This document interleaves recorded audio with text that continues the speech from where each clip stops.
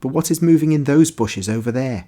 Says Jesus, raising his head and looking straight in front of him, at a tangled mass of bramble and other plants with long branches, climbing towards an embankment of Indian figs, growing farther back with their leaves which are as rigid as the climbing branches are flexible. "Another crocodile, Lord?" moans Martha, who is terrorised once again. The rustling of the branches increases, and the head of a woman appears. She looks. When she sees so many men, she is uncertain whether to flee to the country or withdraw back into the wild tunnel. The former alternative prevails, and she runs away screaming. A leper? A mad woman? A woman possessed? They ask perplexedly. The woman comes back, because a Roman wagon is arriving from Caesarea and is already near. The woman looks like a mouse in a trap. She does not know where to go, because Jesus and his group of people are near the thicket where she was sheltered, and thus she cannot go back to it, and she does not want to go towards the Roman wagon.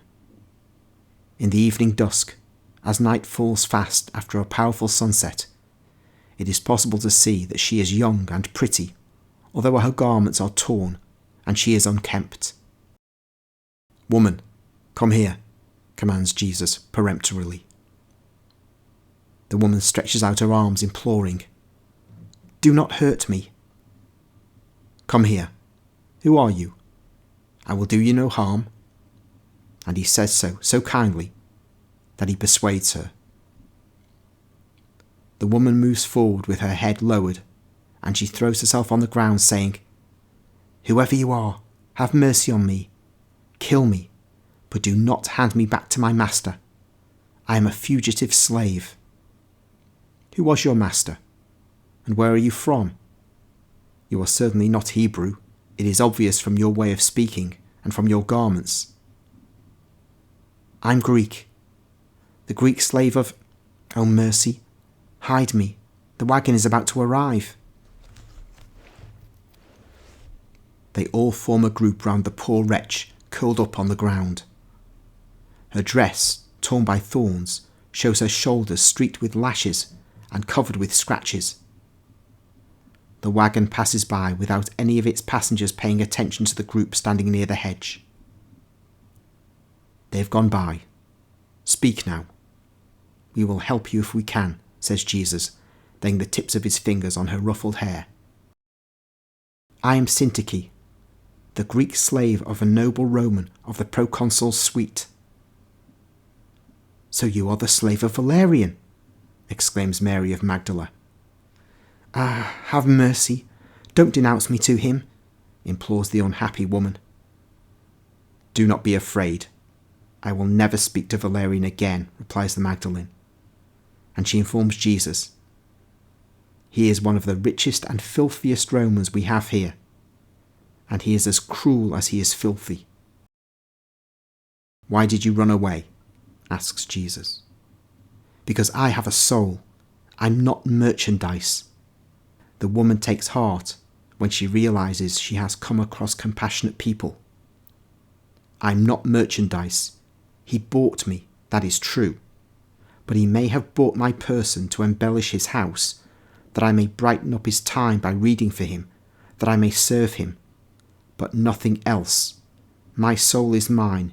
It cannot be bought. But he wanted also that." "How do you know there is a soul?"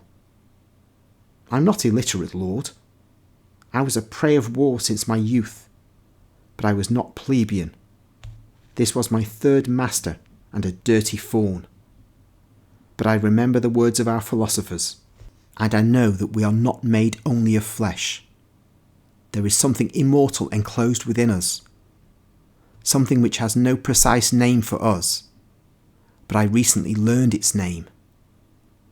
One day a man came from Caesarea.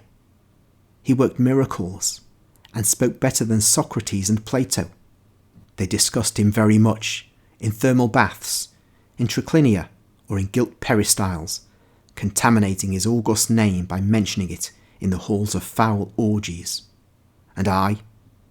just I who already felt I had something immortal that belongs only to God and cannot be purchased as merchandise at slave markets, was ordered by my master to read the works of philosophers, to compare them and find out whether this unknown thing that the man from Caesarea had called soul was described in them. He made me read that, me, whom he wanted to enslave to his sensuality. I thus found out that this immortal thing is the soul. And while Valerian and his like were listening to my voice, and belching and yawning, he endeavoured to understand, compare, and discuss. I linked their conversation, referring the words of the unknown man with the words of the philosophers, and I kept them here, in my heart, and my dignity became stronger and stronger to reject his lustfulness.